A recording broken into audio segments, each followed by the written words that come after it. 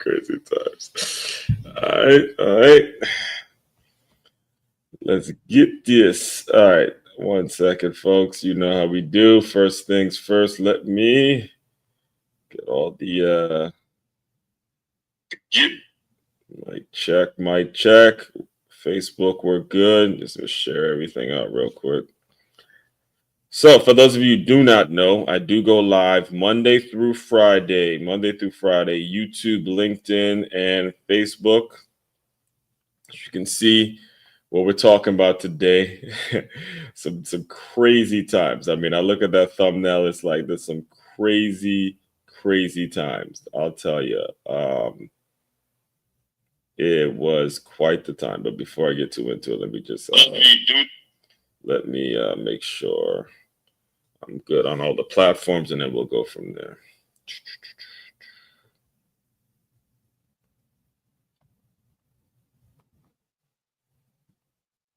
Okay.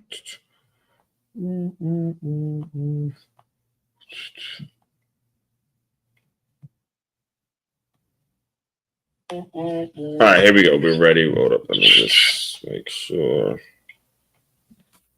All good. And all right, here we are. We're back.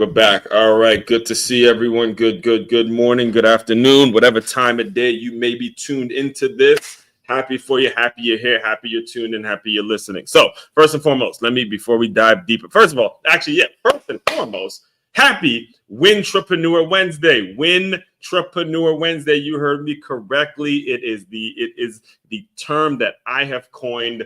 It's all about taking it's basically the definition of the term wintrepreneur. Again, the term that I coined. It is basically a person who has an entrepreneurial mindset and has been fortunate enough and blessed enough to have a job that is aligning with their entrepreneurial vision. All right. And the book number 6 will be coming out. This is why I call myself not just a 5-time published author. I call myself a 6-time published author. Actually, you know what? Before I'm getting too ahead of myself right now, let me make sure I'm introducing myself to anybody new that's coming into my world now, because again, this is a lot of the stuff we talked about this week is going to be evergreen stuff, because we're talking about proactively solving problems. So first and foremost, my name, all right, Aswan Crookshank. I am your one and only Move Swiftly speaker, former Division I college football player, and current 5-time, soon to be 6-time published author and educator. What I do, what the Move Swiftly brand is all about, is taking innovative teamwork lessons that you learn on the football field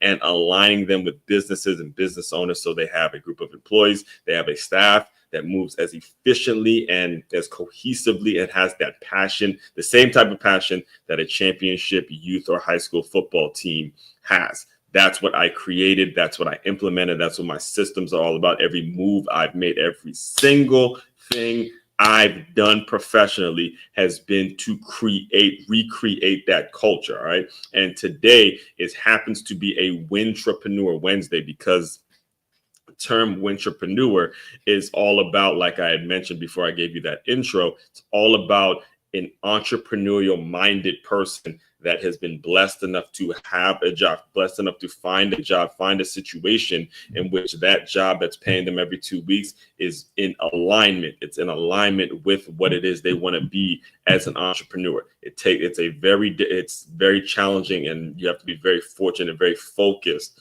to be blessed with that opportunity. But there are a lot of wintrepreneurs out there. Right? A lot of people the actual term is intrapreneur, but because I'm the sports guy, I'm the guy that, is kind of, always has to put my own marketing spin on things. I just added the W to it, and I've coined it wintrepreneur, and that's what book number 6 is going to be about. But in seriousness now, it's important that we recognize those folks, because a lot of people who have this idea of being an entrepreneur, they don't understand that it still takes working with people. It still takes a great deal of, hey, I got to align myself with this. We got to get a contract doing this. We got to do this, got to do that. There's a lot of things that go on. If you're going to make it as a successful entrepreneur, you still have to work with a great deal of people, and you still have to be humble enough to learn, and then to learn about how other people are doing things and what you could be learning from somebody else. That has to be the mentality. All right. So that's why I have dubbed Wednesdays as Wintrepreneur Wednesdays. It's actually one of the topics of my keynotes and one of the workshops, some of the workshops that I host. It's all about teaching the employee how the concept and the idea of being a wintrepreneur. And that's what it's all about. So I have a lot. I personally, sometimes on this day, I would, feature other folks, feature other wintrepreneurs and talk to you a little bit about their story and how it inspired me. And many times I just speak on myself because I'm the ultimate wintrepreneur is the one you're looking at right now. And I have a story today. We're going to talk about a story today because this week's theme has been all about proactively solving problems. And I don't know if I've had a better lesson. I don't know if I had a better lesson in terms of how to proactively solve a problem other than dealing with multiple chaotic classrooms. Picture me being alone with a group of 3-year-olds, close to the 15. I think the ratio is 15 3-year-olds. As one Crookshank who has no kids of my own. I had to be alone with a group of 3-year-olds, 15 3-year-olds running around. Feeding them, and one's crying. It was an absolute, I did not know what I didn't know. This is what today we're going to talk about. I just simply did not know what I didn't know. And boy, I had to grow up quick. So we're going to get it. We're going to dive into all of that stuff today. So before we do, let me get through a couple of announcements real quick, and then we'll go from there. First and foremost, if you are in the West Palm Beach area and you are interested in free boxing lessons, be sure to either, if you're watching me live on YouTube, Facebook, or LinkedIn, be sure to hit the QR code that you see right there on the screen, and I will get you more information. If you are listening to this on the Move Swiftly podcast, the website to go to is freeboxing.makeyourmove.com. That's freeboxing.makeyourmove.com. That's MAKEYAMOVE.com. Just put your information in there, and there will be a link and some information sent to you as well. Next thing, business owners, as I mentioned, what I do, the whole Move Swiftly framework, all the work I do is so you guys can learn from it, develop some systems that will make it so your turnover rates are being reduced. You are reducing turnover. That's what it is when you decide to buy into the system. All right. Go to freeguide.makeyourmove.com. That is freeguide.makeyourmove.com. Created a 10-step process that you could use right now to make it so your staff and your organization, the people that are working for you, are moving with some intention. That's what it's all about. Intention, moving with intention. Also, be sure to tap in to the Patreon link. In fact, right now, I'm still working out a few kinks when it comes to the Patreon link in terms of how I'm going to be organizing it. But pretty much the main thing is making it so you as business owners understand that getting one workshop getting one workshop is great. And, again, utilize it, test it out, and see if it's something you want to move forward with. But for the most part, my employee development workshops are set up in a way in which we want to track progress. We want to track, how are your turnover rates now? And then over the span of a couple years, not a couple years, but a couple months, how is it being resolved? We want data. We want the data to prove if I'm worth it, or if I'm worthy or not. That's what I'm all about, is proving it, actual proof. That's what being a wintrepreneur is all about. That's what being an entrepreneur is about, proving it based on the data, based on the results. We are in a results-based business. That's what the sports world is all about. In fact, just this morning, I was listening to my guy, man, Dre, and I knew Dre. I knew Dre. Shout out to Dre Baldwin. I knew he was going to come with some strong facts in regards to the Shedeur Sanders situation. And he brought up the fact that, hey, look, if Shedeur Sanders, if all the people that want to complain and call the NFL racist or whatever, if he can play, then his ass will be in the league. If he can't, he won't. Period. Point blank. End of sentence. And that's why this is where the sports culture, when you get that sports energy, the sports culture, and you merge it in the work and the business and professional life, you get some incredible things, because it boils down to performance. Can your ass play or can you not? That's what we do around here. All right. So all that being said, again, all of this is available on makeyourmove.com. That's MAKEYAMOVE.com. If you are looking at this, online. You see, you can shop, you can join the Patreon, you could book me to speak, or you could just learn more about your one and only as one Crookshank here. You could just learn more, or you could listen to another one of those fantastic podcast episodes on the Move Swiftly podcast right there on that one website. All right, so let's get it. Let me provide, as usual, I will have an article. The article is already up. Wintrepreneur Wednesday, how I first learned to proactively solve problems. In fact, you know what? Let me just get it up on the screen now while I kind of talk you through this.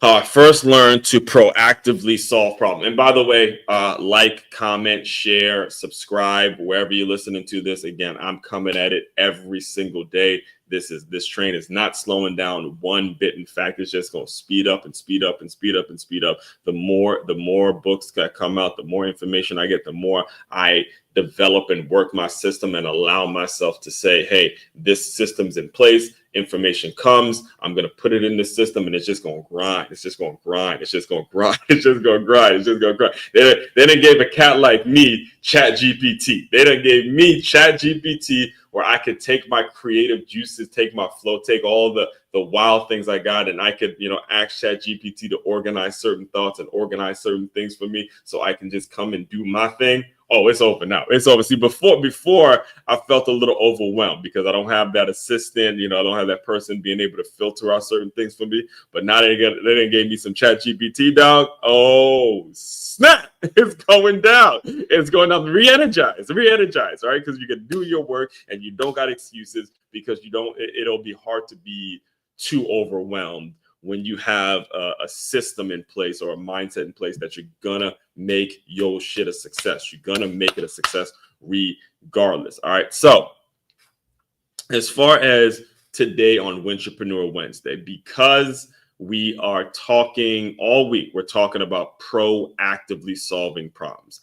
I have got to go back to between 2020 and 2023-ish, 2020 and 2023-ish, 23-ish. That was around the time that I transitioned from a fitness position, kind of a lifestyle, or going down the trajectory of a fitness / athletics lifestyle, to more taking my abilities in the fitness, taking my accomplishments and the things I learned from a fitness and athletic standpoint, and applying it to become an educator. All right. And this all kind of happened as I had to react, and I had to deal with what we all had to deal with, which was the coronavirus. Right. So to give you some backstory before we get into the article today, it was around 2019, actually, where I put out my first book. And my first book was, it's titled, obviously, Swiftly, Your Guide to Innovative Teamwork. And it was written from the perspective of a guy, person like me, who was working as a trainer, but also working as a trainer. I was the head trainer at this gym named 9 Round, but I was also working for the Miami Dolphins Foundation. And I saw both those worlds. I saw, professional sports team and the fitness world, and a fitness world, and me having a background as a scout, like an athletic college scout.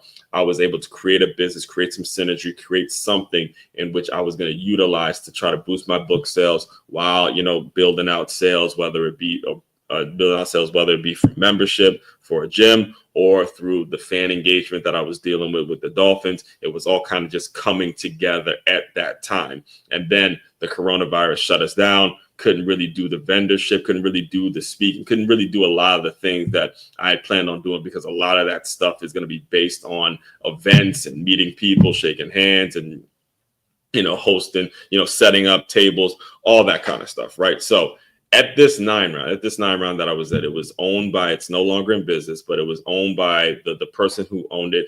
He pretty much gave me the rope. He gave me like everything again. It gave me the ability to do pretty much what I wanted. So I had to when I say what I wanted, meaning he trusted me with me being in the gym by myself without him having to be there. Right. So I remember actually I was there for 4 years. And I remember the first week he came to me and he goes, I want you to act like I'm not even here. I want you to act like I'm not even have the ability to come and ask for my help if something goes wrong. So if the gym is being run, if there's, let's say there's 6 or 7 people there doing a workout and I got to motivate them and show them the workout. If the phone rings, okay, ask one, you got to figure it out. You got to put the workout there and then go answer the phone. If somebody comes in and they want to sign up, all right, you got to set up the computer screen where they can sign the waiver, and then they sign the waiver while you put this one in through a workout, and then the phone might ring, and then you got to, keep these guys motivated. You got to make sure the bell is ringing at the right time. So there was a lot of little things to manage as I had to kind of learn under fire, right? And one of the things I would do, again, show a workout before they actually got to the round, or, if there was a phone call, I say, hey, can you take down the number or whatever it was, or there's a person to sign up, hey, just give me 1 sec. A lot of things that I had to manage a lot around. So I'm thinking in my head, hey, proactive problem solving, nothing. Like I know everything, right? I'm thinking because I'm getting better, right? I'm getting better. I'm doing this. And I'm also, busting out my sales with the Dolphins Foundation. I'm like, I'm ticking, and this is South Florida. I'm like, okay. I'm finding my groove. It's like one of my favorite movies, How Stella Got Her Groove Back, with Angela Bassett. She's in Jamaica. She's an older lady in her 40s, and she's like, yeah, I'm getting my groove back. I'm just doing me. I'm doing me. But then again, COVID happened. The coronavirus shut us down, and we all had to pivot. We all had to figure something out. And when the coronavirus shut us down, that's when I realized how important leadership is, because when it shut us down, the leadership that would frustrate me even before COVID with this gym owner, that started to be something that just couldn't be ignored, right? It just couldn't be ignored, because there were things that were happening in gym, like people were canceling. Obviously, folks weren't really comfortable being in the gym, in that environment where they're around other folks. They don't want to catch it, yada, yada, yada, all that stuff. And for me personally, I needed to get my book sales going. I need to, do something to really boost my book and do something that was going to attract more readers. So I started looking for places that were, well, first of all, at the time, one of my the goal, if you would have asked me during that time, my goal was to open up my own youth center. So I'm looking for places that have that same mentality, that I could be around kids. And I had opened up the business in terms of doing boxing lessons for kids and stuff like that. If you followed me around that time, you saw that I was doing a lot of boxing lessons for kids. Some of the mothers of the gym were bringing their kids to a park, and I was, teaching them some of the jabs and cross. So, I was in that place where I was wanting to work directly with kids and be around kids. I wanted to transition that, given the skill set that I had. Every single parent would love to put their son or daughter in boxing lessons. So it's just a matter of me getting in front of more people and figuring out what worked for them, all that kind of stuff, right? So this is what I figured, and then I'm going to read through the article in a second here. Well, I figured, hey, being at a KinderCare or being at a learning, it didn't matter what the learning center was, as long as I was going to be around kids. That's obviously going to be a great opportunity for me to, boost my book sales, get a relationship with the parents and all that kind of stuff. And I figured that that's what was going to happen. But I was sadly mistaken. I was mistaken, because the relationship that the parents have with these so-called, I don't know, I guess you can call them counselors, teachers, educators, these learning centers, the people that work at these learning centers, and the relationship that they have with these parents is not a very nice, it's not a very cordial relationship. It's not. That's what I had to learn, especially being the only guy. I had to break up fights between the director and the and some of the parents, and they're going and shouting matches and stuff. It was not at all. And then they're hiring some of the parents because, obviously it's convenient for them if they could watch their kid and get paid at the same time. So they're hiring some parents. So they're obviously not hiring other parents who might need a job. And then that turns into some drama. It was fucking Jerry Springer every day, something new every day. And I had to learn myself again how to, prevent certain problems from happening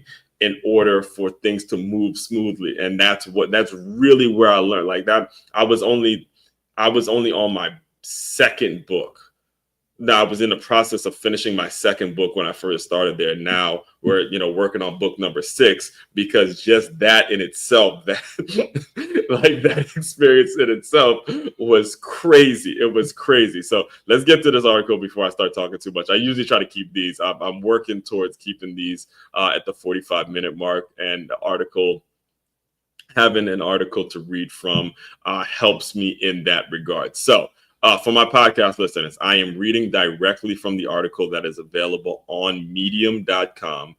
Medium.com, and you could follow me at Move Swiftly 44. I am considering this. I'm going to put this out there now. The book order. So the book is about, now I got for some about 40%. Yeah, I'm actually right at 40% through the book. All right, because I'm working on chapter 4 now. I plan on having it to be 10 chapters, and I'll probably put in some of the articles in the book. But what I'm thinking about doing is, for my Medium subscribers, the people that subscribe to be on Medium will get a discount, or probably might give away a free book for the people that are really engaging with me on medium.com.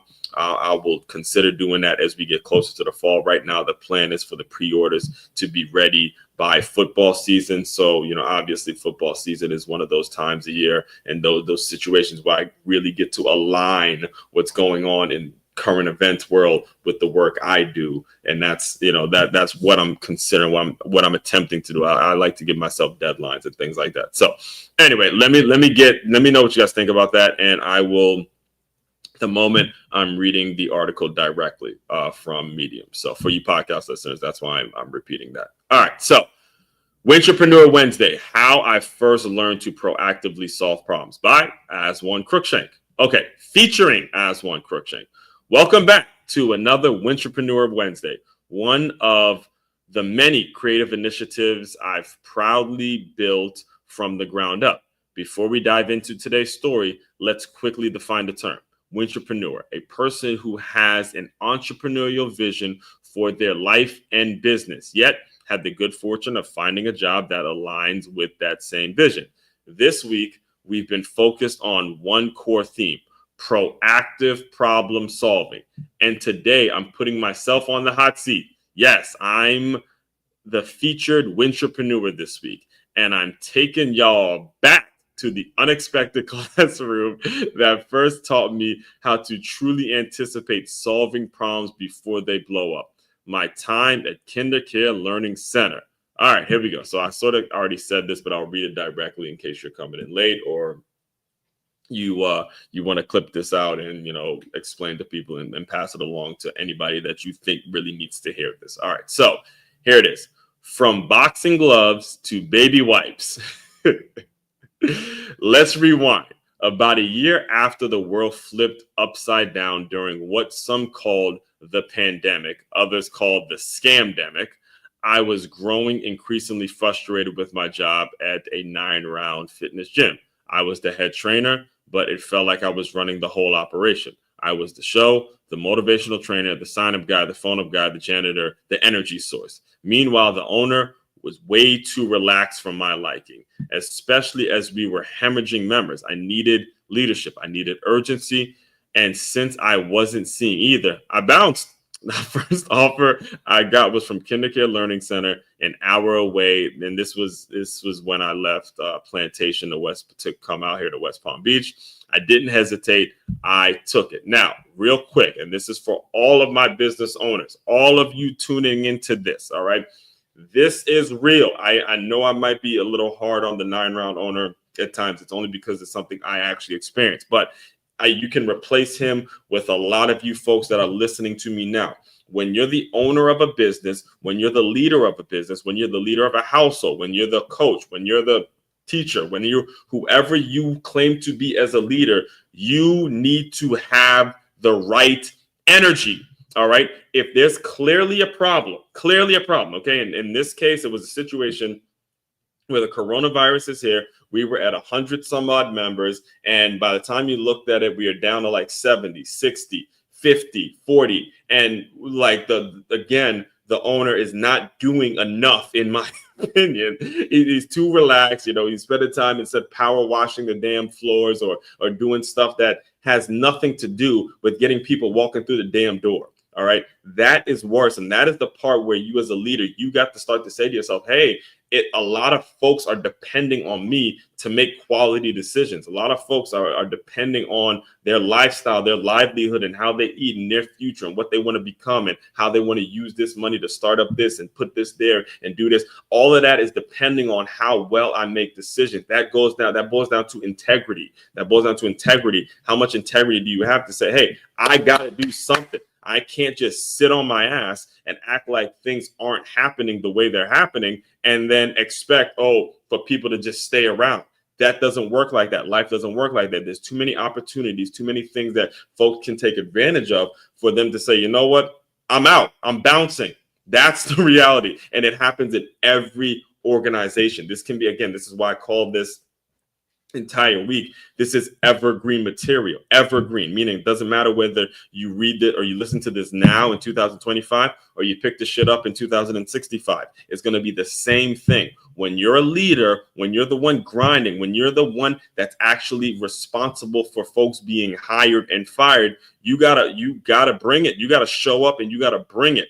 In fact, I'll tell you this quick story, and I have a lot of them. Trust me.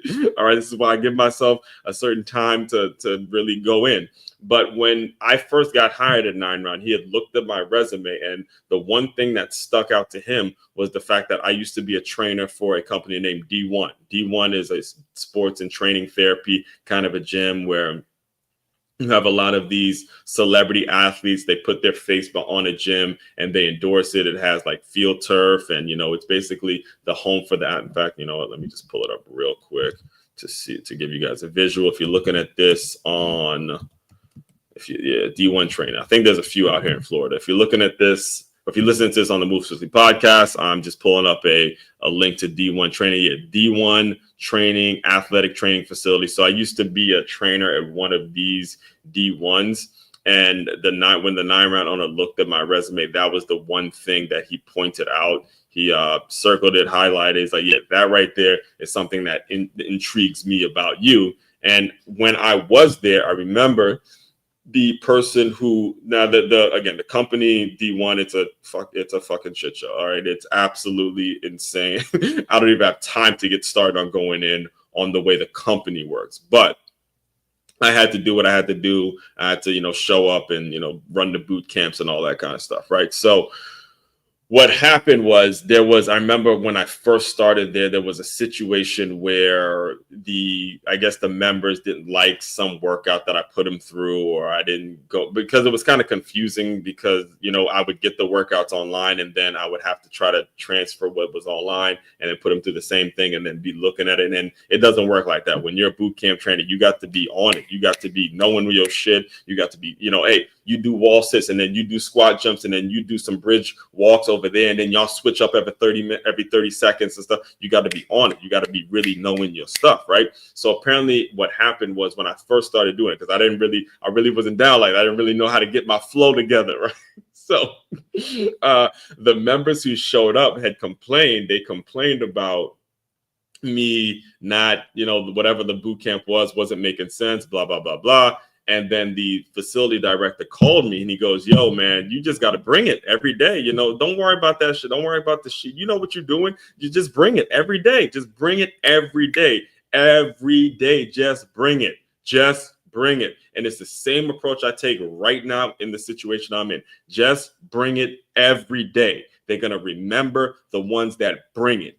Bring it.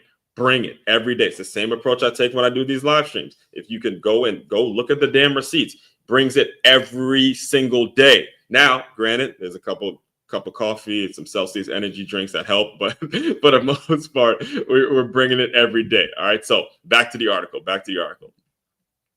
So let me just go back so we're reminded here. So meanwhile, the owner was way too relaxed for my liking, especially as we were hemorrhaging members. I needed leadership. I needed urgency. And since I wasn't seeing either, I bounced. The first offer I got from KinderCare Learning Center, an hour away, I didn't hesitate. I just took it. And that's really what happened. I literally just took it. It was not a job interview at all.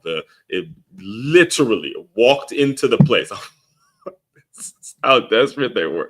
I walked into the place, and the director at the time tells me, we're not even interviewing. We just need bodies. We need, obviously that should have been a red flag, but considering what I had to live through before, I was just like, I bet there's around kids. I got my own books. I'm gonna go create something. I don't care. I'll just take it. I'll just take it. So she hires me on the spot.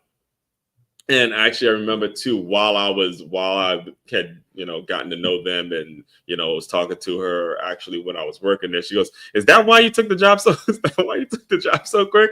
I was like, yeah, man, I was dealing with a situation with my other employer that I had to roll out, because there was just no situation in which I could be around someone who's losing money and just deciding, hey, fuck it, they just gonna walk in.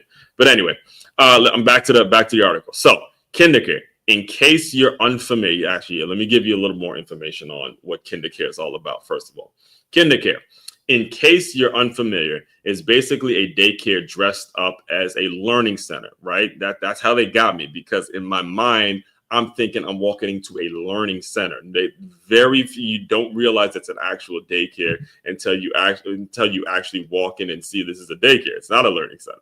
There's no learning at all. So anyway, all right, KinderCare, in case you're unfamiliar, is basically a daycare dressed up as a learning center. Smart branding move, by the way. I put that in the article, by the way. So at the time, I thought this would be a good stepping stone into education. What I didn't expect, daily shouting matches with kids, no exaggeration. I was constantly being told by coworkers to tone it down because I was making the kids cry. Not once, but twice I was asked to leave the center for a day while they conducted investigations into complaints about me yelling. So yeah, it wasn't the motivation. It wasn't the motivational gym crowd I was used to. Yes. So this actually is a true story. And it's how I actually ended up here at CCE, is that the first time it happened, it was, again, let me put the thumbnail up there for you guys so you guys understand try to put yourself in the mindset of a group of kids. All right. So the parents dropped them off to this daycare, right? And again, I'm thinking it's a learning center. They dropped them off to this daycare, and they're expecting like a nurturing environment where, there's mostly ladies working there, and they have kids of their own, and they got their own situations, and they can relate to kids and just kind of, just get them through the day and get them back to their parents. They're not really expecting this guy that's, has books out, former gym trainer, boxing trainer at that, coach high school football, is used to talking to kids in a way that it just seems normal. So even as I'm talking now, like as the depth and how my voice can be a little deeper, that in itself is intimidating some 3-year-old kid or some 4-year. Like I remember one time, I didn't even feel like I was yelling. I was talking the way I'm talking now, not necessarily yelling. And the director says, "Hey, Mr. A, you don't get to yell at them. You don't get to yell." I'm like, yo, I'm not even yelling at this point. So anyway, the first time I got put on administrative leave was because apparently the kids are going to their parents and they're saying, there's this new Mr. A guy and he's just yelling all the time. Those complaints got to be too loud, and I had to, step out for a day while they conducted the investigation. And it was like, okay, his style is more like a coach. He's not necessarily the female that you're used to sending your child to. So it's going to take a little bit of an adjustment there. And this is why, like, to this day, I look at this thumbnail now. This was like towards my end of my KinderCare. There was a lot more, but it's like a factory. There's so much turnover in that daycare world, childcare world, that I was learning about. This is why, again, I tell you all the time, when it comes to me and my employee development workshops, I've lived through a lot of transient industries. I've lived through a lot of situations in which I saw a lot of turnover, whether it is fitness, athletics, childcare, education. I see a ton of turnover every day. I was more so, I had to be dependent on these ladies who knew more than I did. See, this is where being humbled comes into play. This is where being willing to learn comes into play, because as I was learning from these ladies who had a certain background, a certain worldview, I started to say, you know what? As one, I need to be more responsible. I need to get better. I need to learn. Tell me how to approach this situation. Teach me what I need to do. And then we can rock this thing out together. And that's why I was able to, get better as time wore on. It's the same thing that happened when I was at 9 round. Again, when I was at 9 round, there was another trainer who, to this day, me and him, we had I wouldn't say I don't like him particularly, but long story short, we had a falling out, right? And I kind of saw it happening over time, but I learned so much from him, and he didn't take advantage of the opportunity to learn from me. So he was the guy that came in and he knew how to do mix, that jab, cross, uppercut, hook, jab, cross, uppercut, hook, jab, cross. He knew how to do that because he was an amateur fighter. I just happened to be the guy that was very motivational. But again, because the members were coming in and they were like, yeah, I want to train with Pablo. I want to do this. I want to do that. I want to do that. I took it personally and I said, you know what, yo, Pablo, teach me how to do some of that. Teach me how to, teach someone else how to throw an uppercut, a jab, across a hook. And then I was able to apply that to teaching the kids and apply that to the things that I was already great at. And obviously, because I did that, of course, he can't stand me now. Because I actually use my fucking time in a productive way and shit like that, which is what happens when you're actually committed to self-development, committed to working on your craft. No matter what situation you're in, you're going to get people who hate you eventually. You're going to get people who are intimidated by you. You're going to get people who just can't stand you because you're doing it and they're not. Period, point blank, end of story. Give yourself a pat on the back at the fact that you have so many people that want to take shots at you. So as I close you guys, I'm gonna close you guys out soon. As I close you guys out, here's a story that I've been I've been attempting to get to, but there's a lot of things obviously as I led up to this story that is kind of the main breakdown of the article. Because what happened was they started me out with the 3-year-olds. They started me out with the 3-year-olds when I was at KinderCare, and I was 15 mother MFing 3-year-olds with me. That has 0 children of his own. I have a niece and nephew, and I had to draw on that, those experiences just to get through a couple hours with them.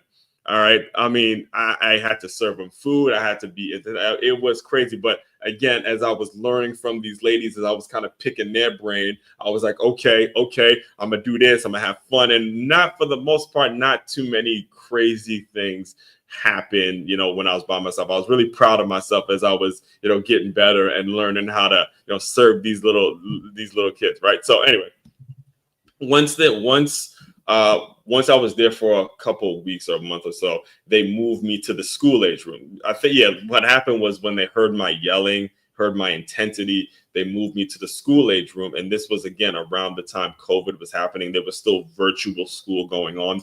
So, you had the school age and the VPK kids because it was the summer coming up. You had them kind of merged and mixed around. And that's what caused a lot of problems because they're dealing with a lot of transition from VPK. Now they're starting school. Now, they're around other kids. And the way it affects them emotionally, it really kind of fucks with them a little bit. So let me just get to the story and then we'll break it down once I'm through reading it. So the VPK breakdown that changed everything. All right.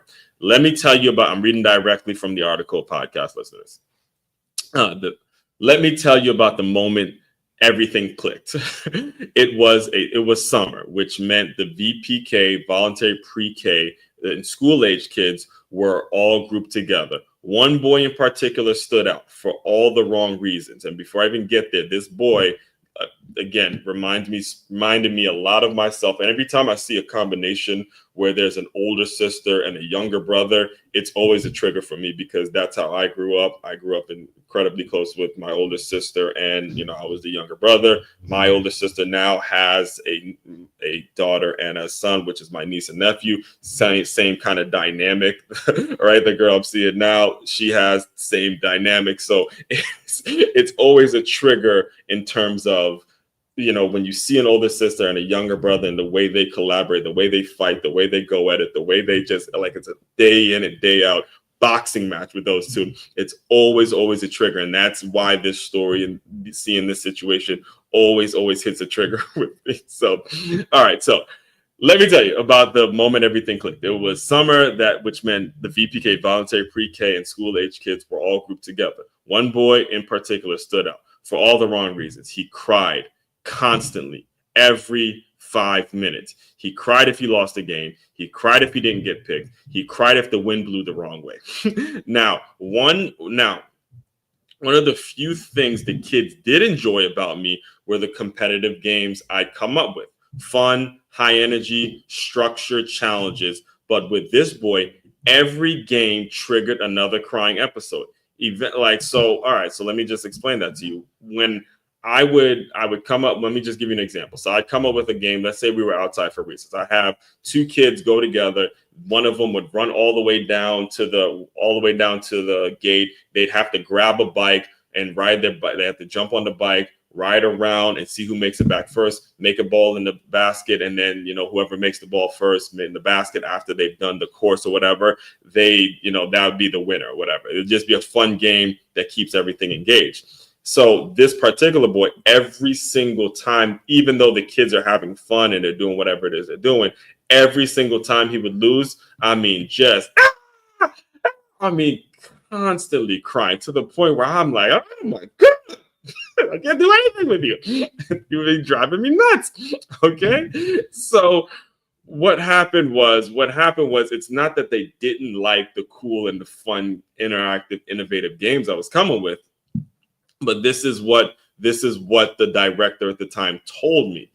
Eventually, and I'm reading directly from the article now, guys. All right. So eventually the director pulled me aside after yet another complaint call from his mom. All right. So what happened was the mother called because the daughter was old enough to have a cell phone, and the daughter would call the mom like on the spot. Every single time I make him cry, she'd call the mom on the spot. Mr. A's out again. Yep, Mr. Yep, it's it. Yep.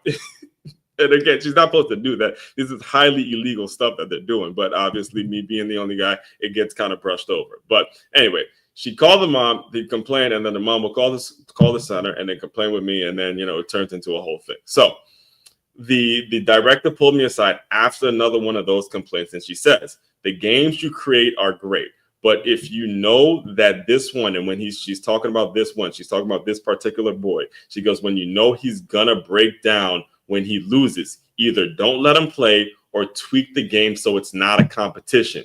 Boom, right there. That was the moment. Proactive problem solving, not reacting after the meltdown, but anticipating the meltdown and adjusting before it actually starts. That single piece of advice completely reshaped how I think about leadership, behavior, content creation, and now employee development. From tears to system. Today, as I write this article, understand, hear me clearly, folks. I wrote this article on Friday when I had the opportunity where there were not kids here. So I didn't have to deal with the kids. It was more so of a professional development day here. So I used that opportunity to professionally develop. So wrote the article Friday. The post won't go live until Wednesday, but it's already done. If you read, I put the post out there right before I started this live stream. Why? Because I become the kind of person that plans ahead. Not because I'm trying to be perfect, but because I want my weekends to be clear. I want to enjoy time with my girl without constantly stressing over deadlines. I've learned to build in margin, to anticipate roadblocks, to create solutions before the fire starts. All right. Final word, the ultimate entrepreneur. Regardless of who I feature in the future, let's be clear. I'm the original entrepreneur. That time at KinderCare, it taught me more about proactive problem solving than any business book ever could. And yes, the book How to Be a Entrepreneur is coming soon. Pre-orders will be open before football season hits. Till then, think about this. Where are you reacting when you should be anticipating? What old frustrations could have been solved by having a plan in place? How can you take your current role, no matter how frustrating, and leverage it for lifelong lessons? That's what it has to be. That's what it is you have to do. You have to take whatever it is you've lived through, whatever you've seen, whatever, all the stuff, and there's a lot of stuff that you've had to live through. Okay, you're a human being. Shit happens. Shit simply happens.